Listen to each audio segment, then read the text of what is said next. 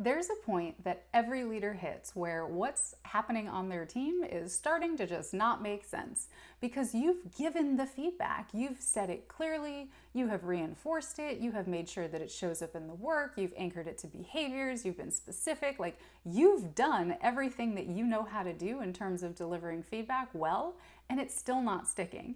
And so you say, okay, well, maybe something didn't land. Maybe I need to say it again. Maybe I need to say it differently. Maybe I need to say it more directly, phrase it differently. Maybe I need to be softer, whatever it is. But the point is, things still aren't changing. So the question should not be, how do I say this better? The question should become, well, what is this actually telling me? And that's what we're going to focus on today in our video on, is your feedback still not working? Well, hey, here's the move. Because if you miss when it stops being a communication problem, you're going to keep attempting to solve for the wrong problem. And that's the moment we're going to focus in on here, because what you do next at this moment is either going to resolve the issue or it's going to turn it into a pattern that never actually resolves. So at this point, you have done everything right. You've done what a lot of leaders don't do. You didn't wait too long to say something. You were clear about what needed to change and why. You made the expectation visible in the work, not just in a one-time conversation. You followed up, you reinforced it, you didn't just assume it would stick on its own, and you did something entirely huge. You actually paid attention to the environment, which is like one where a lot of leaders and organizations miss. You looked at, hey, are my expectations, the visibility, the consistency that I'm reinforcing, those are all shaping how my message is landing, so are all of those in alignment? So in other words, you didn't just give feedback, you actually worked the entire system from back to front. And that matters because if you've done that, it changes what this situation actually is. Because if all of this is in place and still nothing changes, and you're seeing the same patterns show up again, and the gap between what's expected and what's happening hasn't closed, even with utilizing this full system, the move here, which is what a lot of leaders do, they quietly reset and they try again. They try to give the feedback in a different way, maybe wait a little longer, check in. They do all of these things and nothing's really changing. That's the move that you don't want to make here, because if you know that you've done all of this, going back and saying it again is not persistence. That's not you being persistent as a leader. That is you being repetitive and just utilizing repetition over and over again and expecting different results. And if you stay here too long, you're really going to continue to attempt to solve the wrong problem. So at this point, the question is not, how do I provide better feedback? We've done all of those videos in this series. We've talked about all of that stuff. If you've done it right, the question is now, what is this telling me about the situation? Because when nothing changes after clarity, reinforcement, and environmental support, it's not a communication issue. It's now a performance problem. And that's an important shift because that changes the hat and the role that you have to put on as a leader. You are no longer trying to help make sure that feedback lands. You're trying to understand what is stopping this from translating into action. And those are not the same skill sets. So if you keep treating this type of situation like a messaging or feedback issue, you're going to stay stuck in a loop that never fully resolves. So once you're here, there's really only a few possibilities that are driving what you're seeing, and I'm going to tell you about them right now.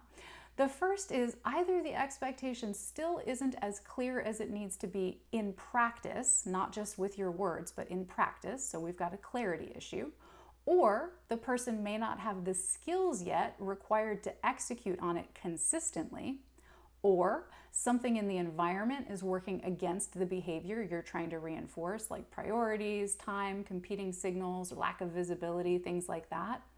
Or at the core of it, it's a willingness issue.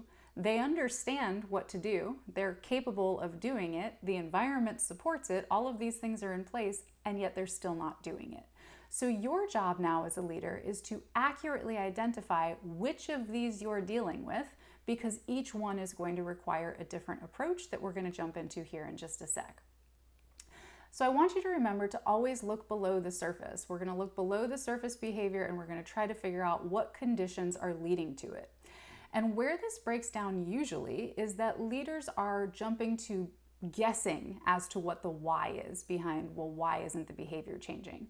So you might assume it's a motivation issue when really it's a skill gap, or you might think it's a skill gap when the expectations are still too vague in your directives.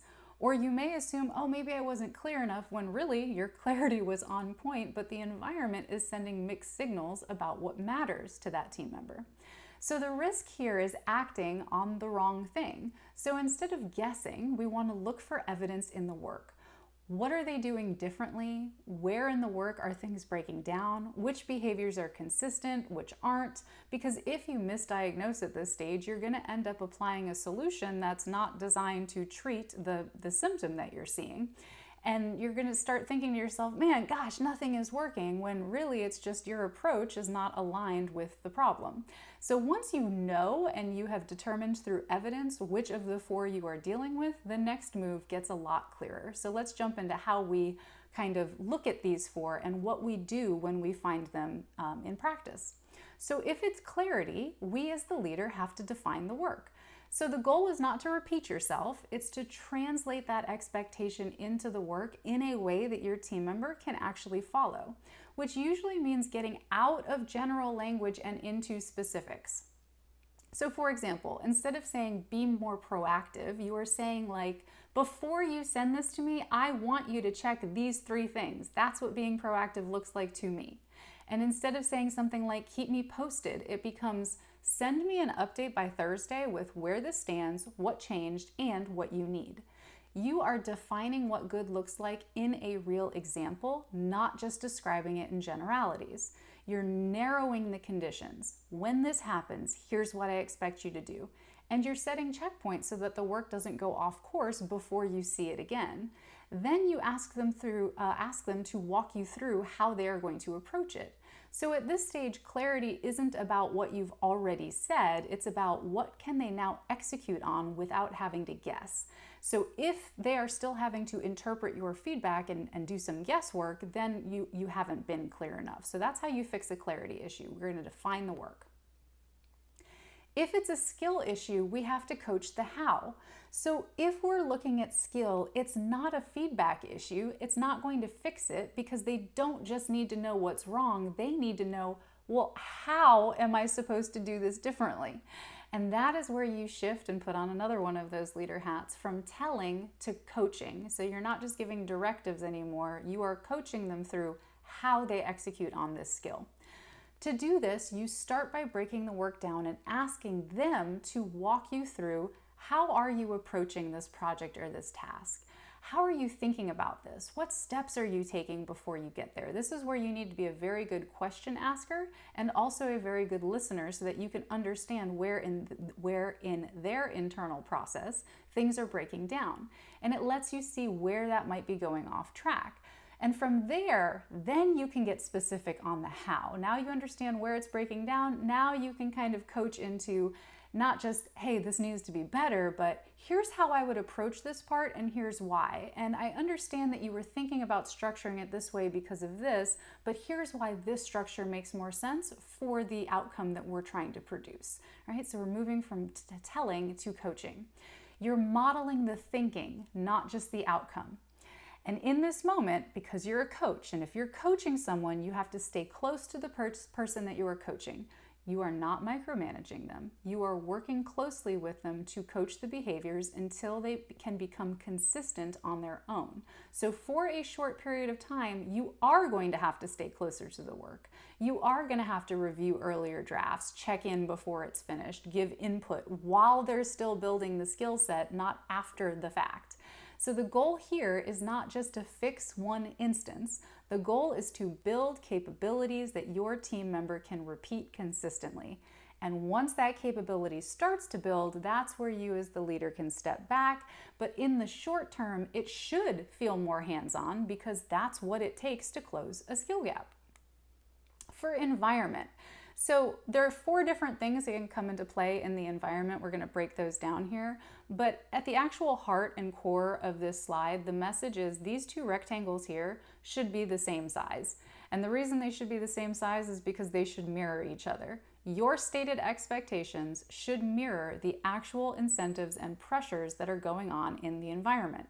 If your stated expectations are not the same as the actual incentives and the pressures that are going on, this one will win every single time, period.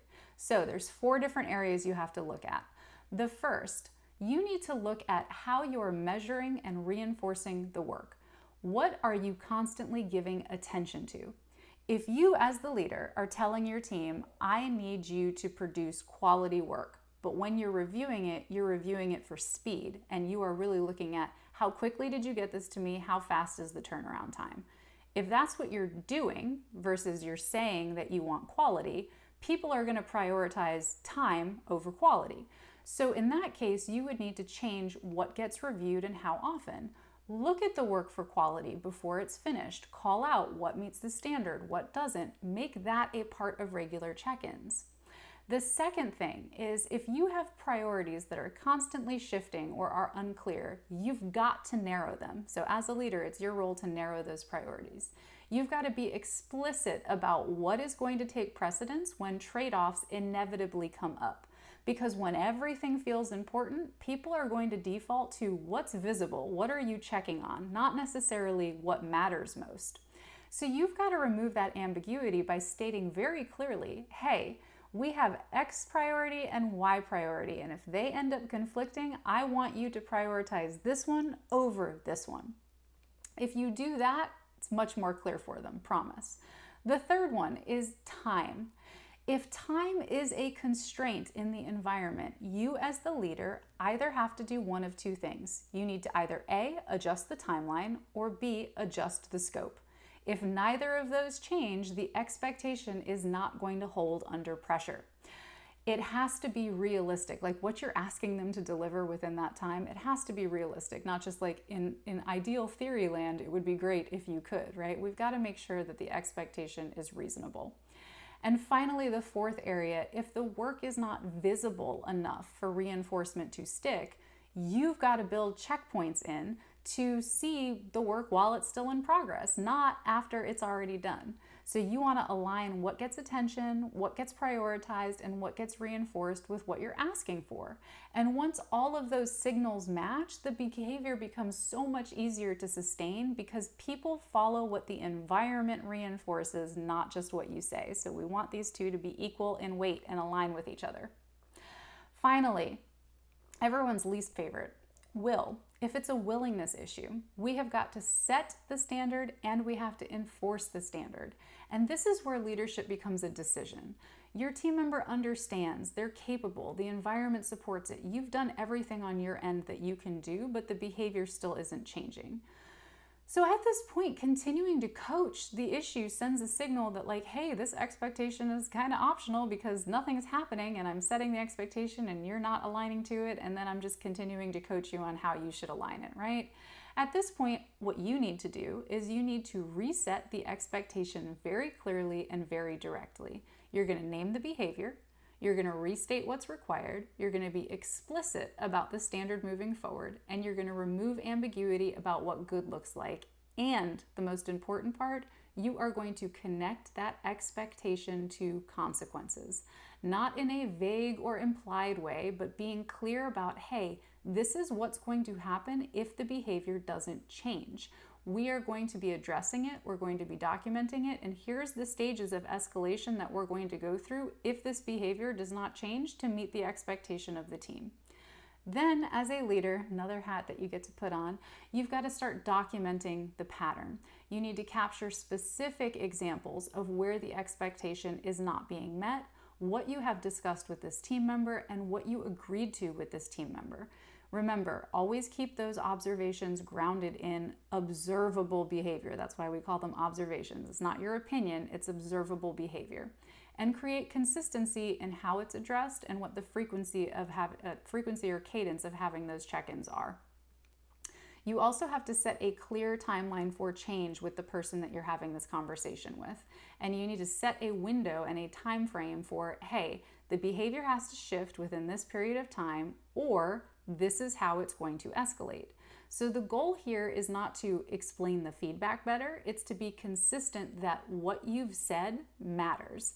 And that consistency is what is going to define the standard for not just that team member, but for your team as a whole. Because trust me, they are all paying attention to how you handle this one.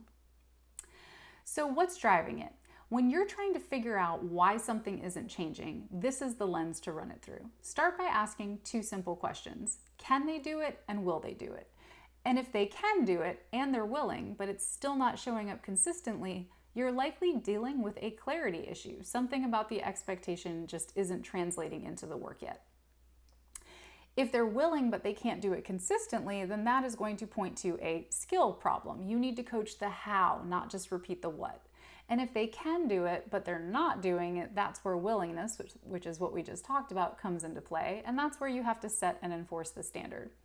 And if you're seeing mixed signals, right, where behavior is shifting depending on pressure, priorities, visibility, things like that, that usually points to the environment, which is something that you as the leader have some control over. So you've got to adjust the conditions around the work. So this is going to give you a good way to diagnose what's happening before deciding what to do. That way you're not defaulting to the same response every single time. Making the call. So this is the point where your role actually shifts.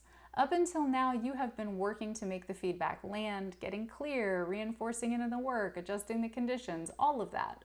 But once you've done all of that and nothing's changed, like we said, continuing to have the same conversation is not going to move things forward. This is where you and your HR team likely have to decide what happens next. So start by looking at what you've already put in place, and if that expectation was clear, the skill was there, and the environment supported that, then the gap you're seeing is not something to coach, it's something to address. So if you've done all of these things, we're now coming to a decision point, and all that's left to do is follow through. I'll leave you with this quote. If feedback is clear and behavior doesn't change, it's not a communication issue. Throughout this series, we have looked at what makes feedback work, and we've looked at where it breaks. We have talked about getting clear on expectations, to how you deliver it, what good feedback actually sounds like, what happens after the conversation, how feedback works as a system. We've talked about how the environment shapes whether or not your reinforcement is going to stick. We've done all of these things throughout this 10 video series. But the goal was never to just have better conversations. The goal is, how are these feedback conversations shaping behavioral change on my team in a sustained and consistent way so that we can meet the outcomes and the expectations that we've set for ourselves. And when behavior isn't changing, now you have a full picture of how to look at it and how to solve for it. Define the work so it's clear. Coach the how when it's a skill gap. Adjust the conditions when the environment is working against it. And when it comes down to it, set and enforce the standard. If you've done all of that and behavior still isn't shifting, remember that is no longer a feedback issue. It is a decision. And what you do at that point is what your team is going to learn from. And that's what's going to become the standard over time. So if you want behavior change on your team, it's not enough to just say it, you have to make sure it sticks. And most of the time, when it doesn't, it's not just about what was said, it's about what never got said in the first place. And that's what we're going to focus on in our next series. Looking forward to continuing the conversation.